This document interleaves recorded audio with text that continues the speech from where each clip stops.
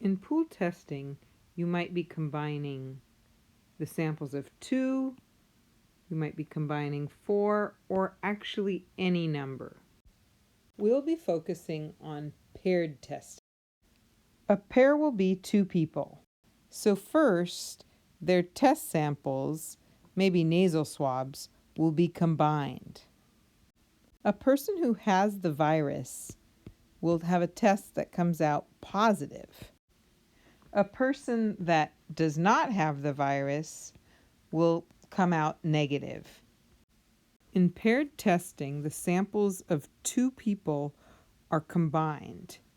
If neither person had the virus, then the joint sample will also have no virus. It will come out negative. But if one or both of them has the virus, then the joint sample will also have the virus, so the joint sample will come out positive. If the first test was negative, that means there was no virus and both people were negative.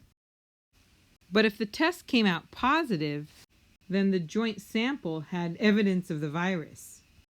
But we don't know if it was the first person, the second person, or if both have the virus. What might we do next?